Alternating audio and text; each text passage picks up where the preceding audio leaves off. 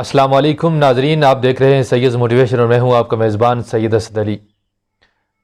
جناب والا، آج میں آپ کے سامنے ایک انتہائی درد و کرب سے بھرا ہوا پرسوز واقعہ پیش کرنے کی جسارت کر رہا ہوں۔ یہ واقعہ میں نے کل ہی کہیں پڑھا اور آج میں آپ کے سامنے اسے پیش کرنے کی کوشش کروں گا۔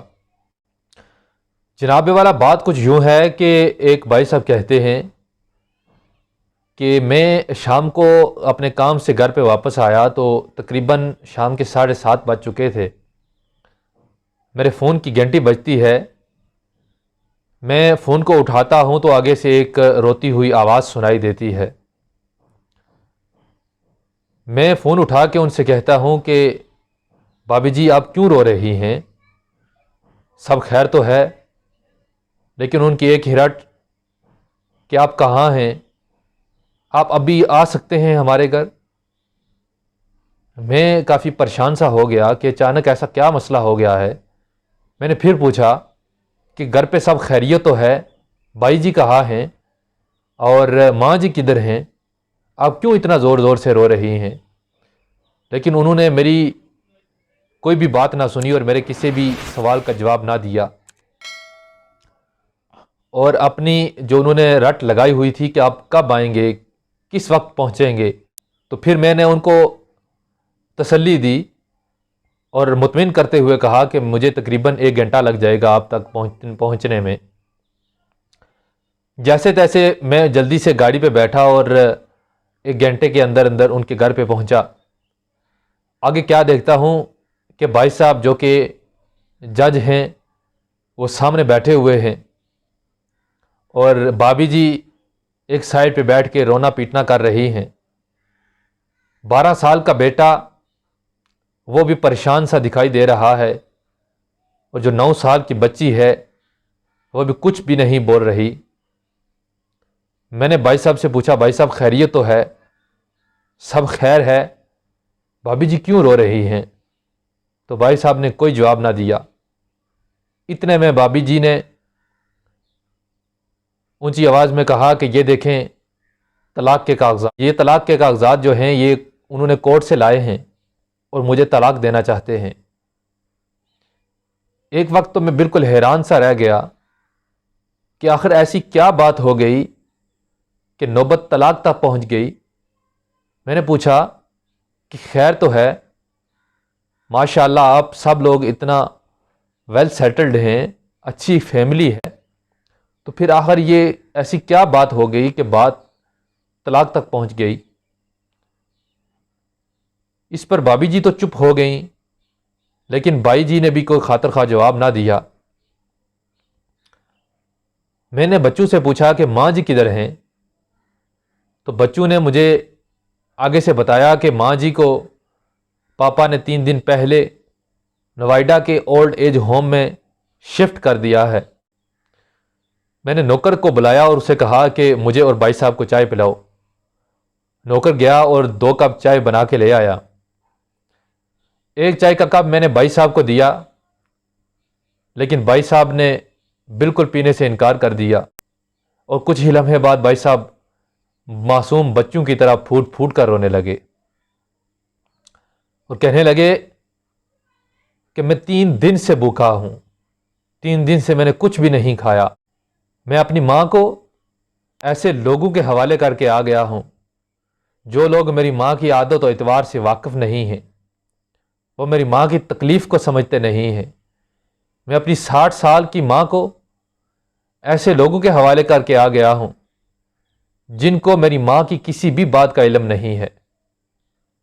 وہ ماں جب میں 2 سال کا تھا تو میرے ابو جی انتقال کر گئے، تو اسی ماں نے مجھے اتنی محنتیں کر کے لوگوں کے گھروں میں کام کر کے مجھے پڑھایا، بڑا کیا، اور آج میں جج ہوں۔ بھائی صاحب یہ کہہ رہے تھے اور زور زور سے رو بھی رہے تھے۔ پھر کہتے ہیں کہ مجھے آج بھی یاد ہے کہ میں میٹرک میں تھا تو میری ماں جی میرے پاس بیٹھی تھی، پوری رات میں پڑھتا رہا اور میری ماں میرے پاس ہی بیٹھی رہی۔ کہتے ہیں کہ لوگ کہتے تھے کہ تیری ماں نے تجھے کبھی اکیلا نہ چھوڑا۔ بھائی صاحب یہ کہہ رہے تھے اور رو رہے تھے کہ دیکھو نا یار، آج میں اسی ماں کو ایک ایسے لوگوں کے حوالے کر کے آ گیا ہوں جو میری ماں کو جانتے بھی نہیں ہیں۔ پھر کہتے ہیں کہ ایک وقت ایسا تھا کہ میں سکول سے گھر پہ واپس آیا تو میں نے کیا دیکھا کہ میری ماں بستر پر لیٹی ہوئی ہے، اس کا جسم تیز بخار کی وجہ سے تپ رہا ہے۔ میں نے پوچھا ماں تجھے تو بخار نظر آتا ہے، تیرا جسم اتنا زیادہ بخار کی وجہ سے تپ رہا ہے؟ تو ماں نے آگے سے ہنستے ہوئے جواب دیا، بیٹا میں باہر کھانا بنا رہی تھی نا تو اس لیے میرا جسم گرم ہو گیا ہے۔ بھائی صاحب نے یہ کہا اور ان کی چیخیں نکل گئیں، زور زور سے رونے لگے۔ ارے بھائی صاحب کہنے لگے کہ یار جب میں ایسی ماں کا نہ ہو سکا، جب میں ایسی ماں کے لیے کچھ بھی نہ کر سکا، جس ماں نے لوگوں کے گھروں میں کام کر کے مجھے یونیورسٹی میں پڑھایا اور مجھے LLB کروائی، میری وہ ماں جو مجھے ٹیوشن تک نہیں پڑھانے دیا کرتی تھی کہ کہیں میرا وقت برباد نہ ہو جائے، آج میں اسی ماں کو وقت نہ دے سکا اور اس ماں کو ان لوگوں کے حوالے کر کے آ گیا۔ بھائی صاحب کہتے ہیں کہ یار میں اپنی ساری جائیداد ان لوگوں کے حوالے کر دوں گا، ان لوگوں کو آزادی چاہیے نا، میں ان لوگوں کو آزادی دوں گا، اپنی ساری جائیداد ان لوگوں کے حوالے کر کے خود بھی اولڈ ایج ہوم میں چلا جاؤں گا۔ میں اپنی بیوی کو طلاق دینا چاہتا ہوں، وہاں کم از کم میں اپنی ماں کے پاس تو ہوں گا۔ اگر آج میری ماں نے اتنا کچھ کرنے کے بعد میری ماں کو اولڈ ایج ہوم میں جانا پڑا تو کل مجھے بھی ایسے ہی جانا پڑے گا۔ رات کے 12:30 بج چکے تھے، میں نے بھابھی جی کی طرف دیکھا تو ان کا جو چہرہ تھا اس پہ شرمندگی کے نمایاں اثرات نظر آ رہے تھے۔ میں نے ڈرائیور کو بلایا اور اسے کہا کہ چلو تیار ہو جاؤ اور اولڈ ایج ہوم چلتے ہیں۔ ہم سب گاڑی میں بیٹھے اور اولڈ ایج ہوم کی طرف چل پڑے۔ وہاں پہنچتے ہی ہم نے دروازہ کھٹکھٹایا تو چوکیدار سامنے آیا۔ وہ تو پہلے دروازہ ہی نہیں کھول رہا تھا کہ رات کے اس وقت آپ کہاں سے آ گئے۔ پھر ہم نے بہت ہی منت سماجت کی تو اس نے دروازہ کھولا۔ بھائی صاحب چوکیدار کے پاؤں میں پڑ گئے، اسے کہا کہ میں اپنی ماں کو واپس لینے آیا ہوں۔ چوکیدار نے کہا کہ بھائی صاحب آپ ہیں کون، آپ کرتے کیا ہے؟ کہ میں ایک جج ہوں۔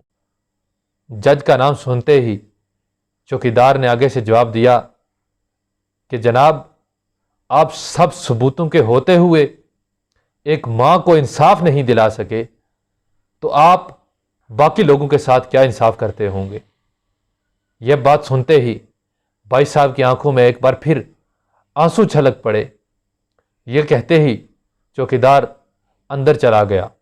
کچھ ہی دیر بعد اس کے ساتھ ایک خاتون آئی جو کہ شاید اولڈ ایج ہوم کی وارڈن تھی۔ اس نے آتے ہی ایک اور زہریلے انداز میں کہا کہ آپ کو میں ان مائی صاحبہ کو کیسے حوالے کر دوں، کیا پتہ آپ ان کو یہاں سے لے جا کر کہیں مار دیں، میں اپنے اللہ کو کیا جواب دوں گی۔ میں آگے بڑھا اور کیسے تیسے اس وارڈن کو منایا کہ ایسی بات نہیں ہے، یہ دیکھو ان لوگوں کے چہروں پہ کتنی زیادہ شرمندگی ہے، یہ لوگ کافی زیادہ شرمندہ ہیں کہ انہوں نے اپنی ماں کے ساتھ ایسا کیا، یہ حقیقت میں اپنی ماں کو گھر لے جانا چاہتے ہیں۔ وارڈن نے یہ سنا تو کسی نہ کسی طرح اس نے ہمیں اندر جانے کی اجازت دی۔ اندر گئے تو جیسے ہی ہم ماں جی کے کمرے میں پہنچے تو کمرے کا منظر ہی کچھ اور تھا، اسے تو میں لفظوں میں بیان بھی نہیں کر سکتا۔ ماں کے ہاتھ میں پوری فیملی کی ایک تصویر تھی جسے اس نے اپنے بغل میں رکھا ہوا اور بار بار اسے دیکھ رہی تھی۔ ہمیں دیکھتے ہی اس نے فٹافٹ تصویر چھپائی کہ کہیں بات سامنے نہ آ جائے۔ ماں جی کو دیکھتے ہی بھائی صاحب نے دوڑ لگائی اور ماں کے سینے سے لگ گئے اور زور زور سے رونے لگے۔ کمرے کا ماحول ہی کچھ الگ سا ہو گیا تھا۔ بچے اور بابی جی بھی رونا شروع کر دیا۔ ان کے رونے کی آواز سنتے ہی اولڈ ایج ہوم کے جو باقی بھی بزرگ تھے وہ بھی آ گئے اور وہ سب بھی وہ منظر دیکھنے لگے۔ اب سب مل کر ہمیں دروازے تک چھوڑنے آ رہے تھے اور دروازے پر اس امید سے دیکھ رہے تھے کہ شاید ہمیں بھی کوئی لینے آئے گا۔ راستے میں واپس جاتے ہوئے بچے اور بابی جی تو چپ تھے، لیکن بھائی صاحب اور ماں جی اپنے پرانے رشتے ایسے ٹٹور رہے تھے کہ جیسے ان کو بچھڑے ہوئے صدیوں گزر گئے ہوں۔ گھر ہم تقریباً 3:45 بجے پہنچے۔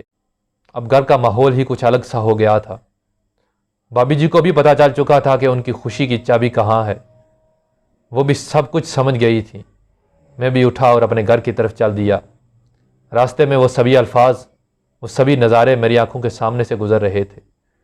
ارے ماں تو آخر ماں ہی ہوتی ہے، اسے مرنے سے پہلے تو نہ ماریے، اسے کبھی کمزور نہ ہونے دیجیے، کیونکہ یہ کمزور ہو جائے گی تو ثقافت کی ریڑھ کی ہڈی کمزور ہو جائے گی، اور جب کسی سماج کی ریڑھ کی ہڈی نہیں رہتی نا تو پھر آپ کو پتہ ہے کہ وہ سماج کیسا ہوتا ہے۔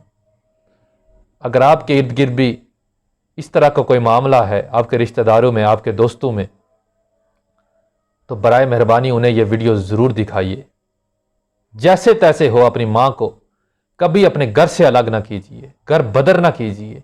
یہ ایسی ہستی ہے کہ جسے اللہ تعالیٰ نے بہت ہی بلند مقام دیا ہے، جس کے پیروں تلے جنت رکھتی ہے۔ ارے اسی ماں کی بدولت تو آپ دنیا میں آئے ہیں۔ اسی ماں نے آپ کو 9 مہینے اپنے پیٹ میں رکھ کر کتنی مصیبتیں برداشت کی، اس کے بعد جب تک آپ نے ہوش سنبھالا اسی ماں نے آپ کو ہر لحاظ سے آپ کو بڑا کرنے میں آپ کی مدد کی۔ لیکن آج جب آپ بڑے ہو جاتے ہیں تو اسی ماں کو آپ اپنے گھر سے بدر کر دیتے ہیں، اسی ماں کے سامنے چیختے چلاتے ہیں۔ ارے اپنی ماں کے ساتھ ایسا نہ کیجیے۔ آپ کہیں تھکے ہائے گھر پہنچتے ہیں تو آپ دیکھتے ہیں کہ آپ کی ماں آپ کا انتظار کر رہی ہوتی ہے، وہ باہیں پھیلا کر آپ کو گلے لگاتی ہے۔ میاں صاحب کہتے ہیں کہ باپ مرے تے سر ننگا ہوئے، ویر مرن کنڈ خالی، ارے ماما باج محمد بخشا کون کرے رکھوالی۔ آج کا میرا یہ موضوع ماں کی نسبت سے تھا، یعنی آج کے معاشرے میں جو کچھ ہو رہا ہے یہ اسی کے ریلیٹڈ تھا۔ ہمیں چاہیے کہ ہم اپنے معاشرے میں اس طرح کی باتوں کو عام کریں، لوگوں کو آگاہی دیں۔ جن کو نہیں پتہ، کچھ جاہلیت کی وجہ سے ایسا کر دیتے ہیں، اور کچھ پڑھے لکھے لوگ بھی ایسا کر دیتے ہیں، ہمیں ان کو بتانا چاہیے۔ اور ہر بندہ اپنے گھر میں کلیدی کردار ادا کرے، اپنی ماں سے محبت کرو، یہ نفرت کے قابل نہیں ہے۔ امید کرتا ہوں کہ آپ کو میری یہ ویڈیو ضرور پسند آئی ہوگی۔ اگر آپ کو یہ ویڈیو اچھی لگے تو اسے اپنے دوستوں سے بھی شیئر کیجیے اور اس کو لائک کرے۔ کوئی اچھی بات لگے تو ضرور کمنٹ میں مجھے بتائیے گا۔ انشاءاللہ بہت جلد نیکسٹ اچھی ویڈیو کے ساتھ آپ کے سامنے حاضر ہوں گا۔ والسلام۔